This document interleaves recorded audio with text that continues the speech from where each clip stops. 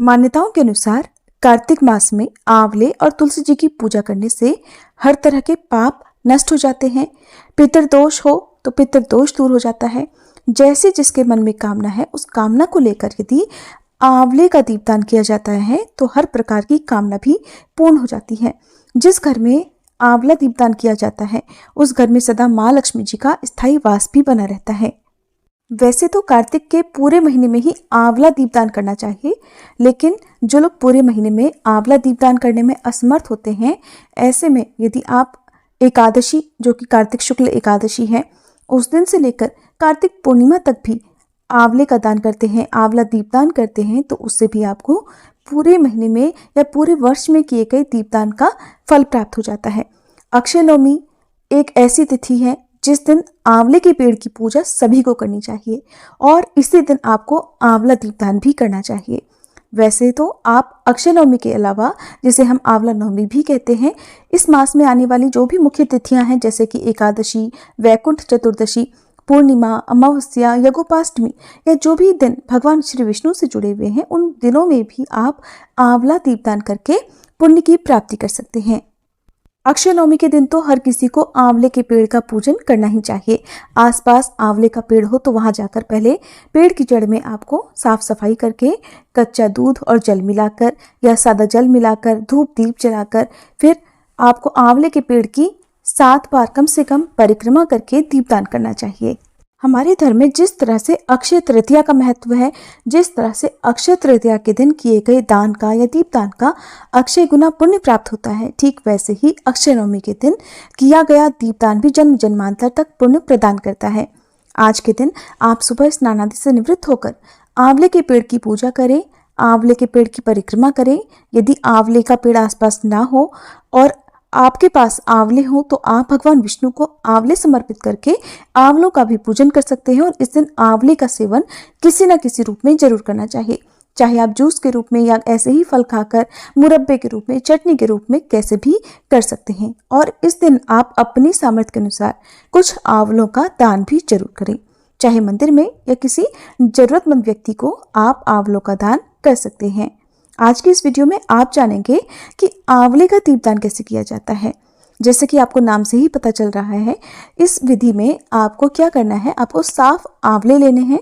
आंवले 5 या 7 की संख्या में आप ले सकते हैं। इससे ज़्यादा जितनी आपकी श्रद्धा हो उतने आंवले आप ले सकते हैं।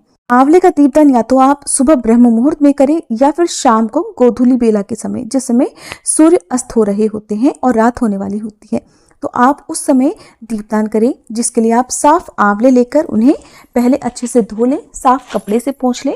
फिर मंदिर में या आसपास जहां भी आप पूजा करने वाले हैं आंवले के पेड़ के नीचे, वहां पर ले जाकर इन आंवलों का आपको पहले पूजन करना होता है। सभी आंवलों पर आप रोली चंदन लगाएं, अक्षत अर्पित करें। फिर आप आंवले का जो ऊपरी हिस्सा होता है उसे आप थोड़ा सा चाकू से कट कर लीजिए।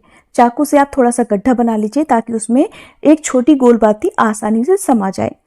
और जो बाती है वो घी की हो तो ज़्यादा अच्छा है, घी की ना हो तो आप तिल के तेल का प्रयोग भी कर सकते हैं। आंवले छोटे और गोल होते हैं। कई बार वो जमीन पर या चौकी पर जहाँ पर भी आप स्थापित कर रहे हैं, जहाँ पर भी आप दीपदान करने वाले हैं, वहाँ पर अगर वो ठीक से टिक ना पाए तो आप मिट्टी के दीपक का प्रयोग भी कर सकते हैं आंवले रखने के लिए। जिस जगह से आंवला टहनी से जुड़ा होता है उस जगह ऊपरी हिस्सा थोड़ा सा कट करके गड्ढा बनाकर घी में या तेल में डुबोकर उसमें बाती रखें और फिर सभी आंवलों को आसन दें, अक्षत का या पुष्प का आसन दें और फिर इस प्रकार से उन्हें प्रज्वलित कर दें जैसे कि आप नॉर्मल दिया जलाते हैं। सभी बातियों को जलाने के बाद आप हाथ जोड़कर सबसे पहले गणपति भगवान का, फिर श्री विष्णु भगवान का और माँ लक्ष्मी जी का ध्यान करें। अगर आप आंवले का दीपदान अपने घर में ही कर रहे हैं, आपके घर में ही आंवले का पौधा है, तो बहुत अच्छी बात है। एक आंवला आप जलाकर दीपदान करके अपने मंदिर में रखें और आप बाकी आंवले जो आंवले का पौधा है वहां पर रखें। इसके अलावा जो भी आपके घर में पवित्र पौधे हैं, जैसे तुलसी जी हो या आपके आसपास शमी का पौधा हो या आसपास कोई वट वृक्ष हो, पीपल का वृक्ष हो, वहां पर जाकर भी आप आंवले के पेड़ के अलावा दीपदान कर सकते हैं। एक दीपक आप अपने पितरों के नाम से आज के दिन जरूर जलाएं ताकि पितरों का भी उद्धार हो सके। जब पितर कष्ट में होते हैं या अपने कर्मों के कारण नरक में होते हैं, तो ऐसे में यदि पूर्वज या परिवारजन उनका अंतिम संस्कार विधिवत ना करें या अमावस तिथि को या हर बार श्राद्ध पक्ष में उनका विधिवत श्राद्ध ना करें या फिर उन्हें तिलांजलि ना दें या उनके नाम की पूजा ना करवाएं, उनके नाम का भोग ना निकालें, तो ऐसे में घर में भारी कलह क्लेश होता है और पितृदोष लग जाता है।